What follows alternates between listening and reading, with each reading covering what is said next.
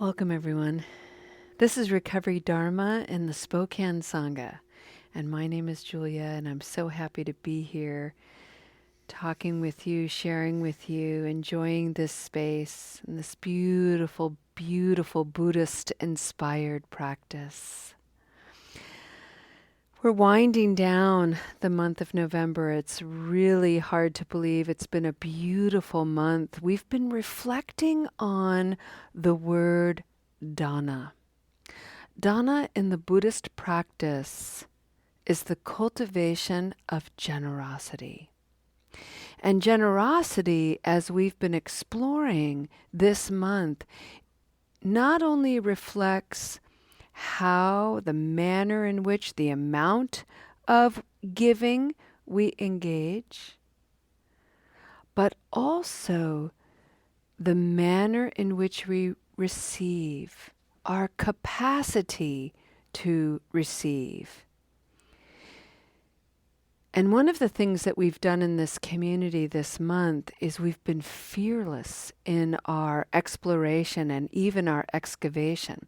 Because as we've been looking at how we receive, we've been exploring how we receive what we might judge to be positive, like a compliment or praise, but also how we receive criticism or blame. In Buddhism, there's a pairing, 4 pairings really, called the 8 worldly winds. And one of those pairings is praise and blame. And sometimes the habituated mind, and often an immature mind, really, an untrained mind, an unpracticed mind, becomes highly attached to praise and blame. And any amount of attachment can cause us to suffer. And so we have to look at both of these aspects in order to really peel away the layers and excavate our bodhicitta, our Buddha nature. So, for instance, when we were exploring praise, sometimes we're highly resistant to receiving praise. It doesn't feel genuine. We're a little nervous about it.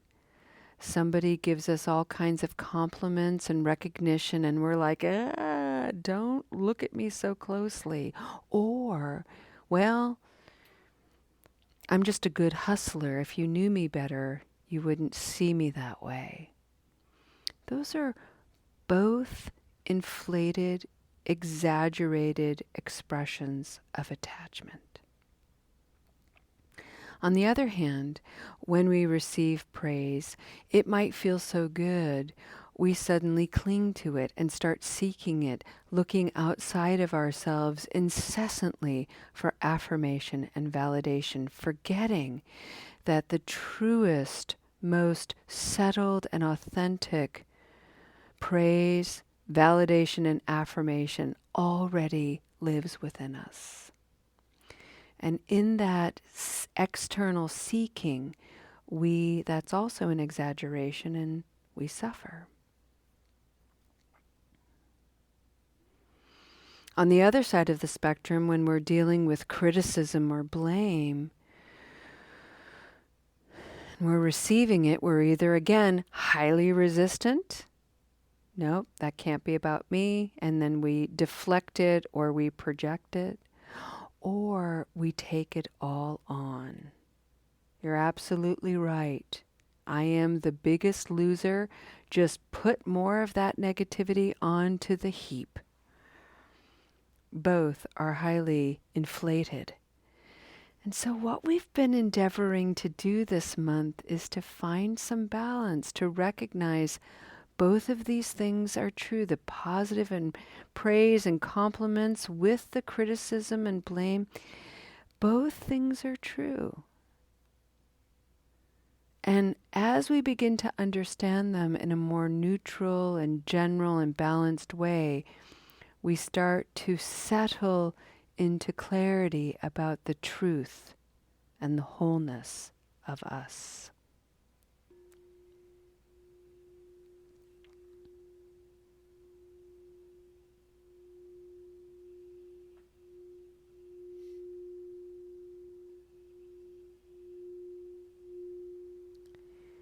We are in a recovery meeting today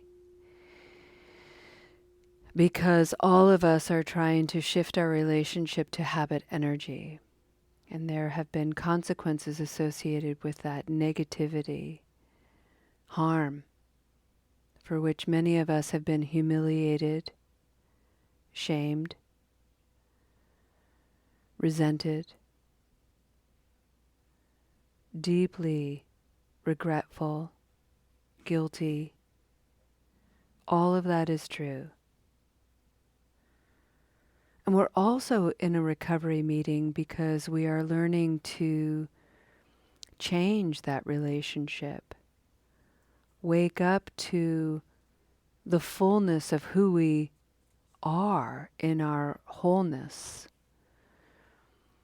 And so whether you've had a minute of sobriety or decades of sobriety, this is that moment of clarity and wakefulness to excavate and see the whole treasure of you. And to be able to receive that awareness in a recovery meeting is courageous and magnificent and an act of benevolence toward yourself and toward all of the people who are here today in this meeting, as well as all of the people you are going to encounter, your family, your friends, strangers. And so there is so much thanks to give outward. There's so much giving to offer. And may we also give ourselves an opportunity to be thankful. You know, we're thankful that this meeting is here, but you know what? You brought yourself here. That's amazing. So don't forget to celebrate yourself too.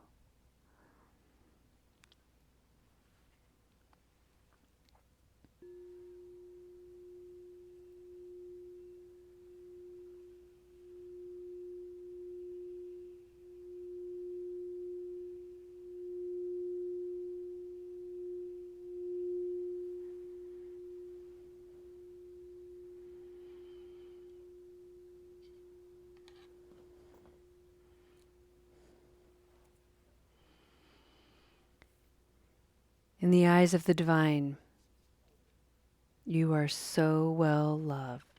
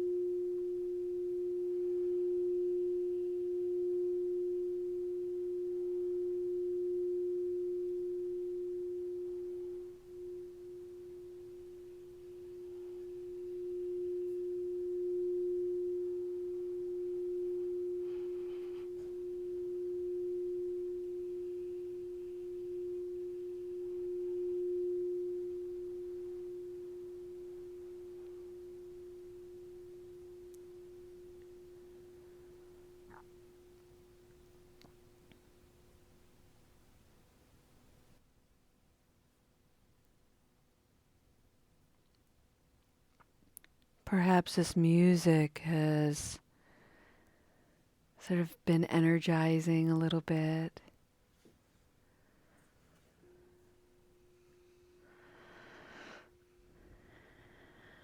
So maybe allow that energy that you might be feeling, just a little activation in your heart or in your belly. Just notice in the body if anything is stirred up. And then for a couple of moments, I'd like you to be fully aware to your capacity to breathe. And receive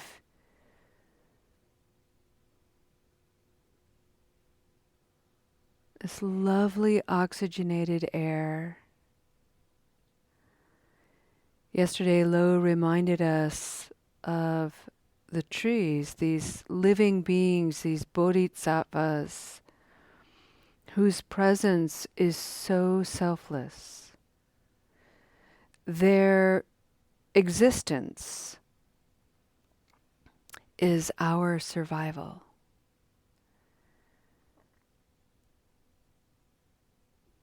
Their bodies take in the carbon dioxide that we breathe, we exhale.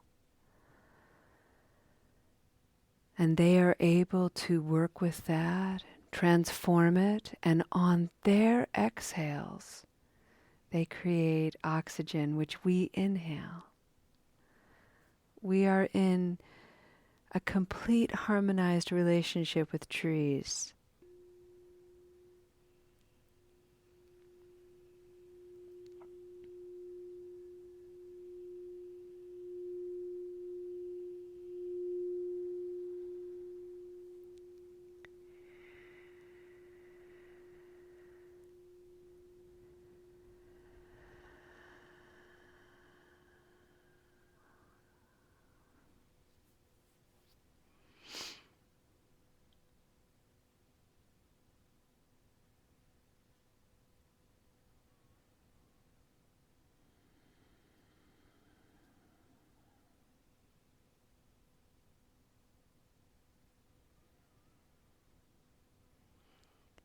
Sometimes it's hard to see your own magnificence and brilliance in this life. We are so conditioned to measure worth and value by the degree of spectacle that we can bring, the degree of the spectacular even. So the whole adage, go big or go home, is really entrenched in the mind. And so we forget that the small wonders, a single breath to calm down, an awareness of the sensitivity in your fingertips, and the way that touches someone else.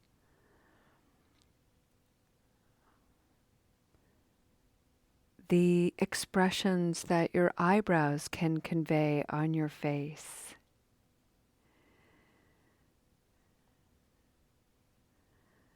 The melting power of a smile.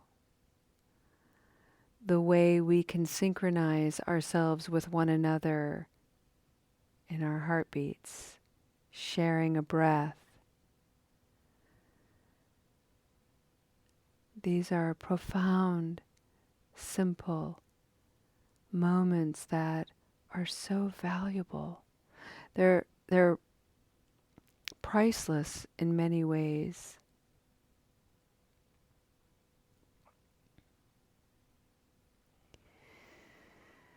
There's a lovely saying that to the world, you may be one person, and to one person, you may be the world.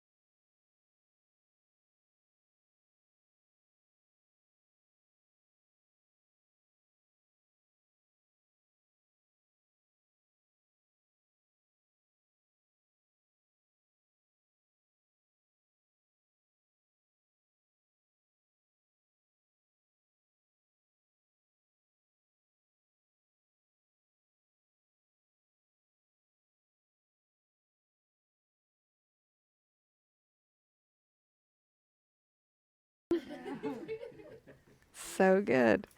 Alrighty, friends, let's come back and let's end our beautiful practice today with the dedication of merit.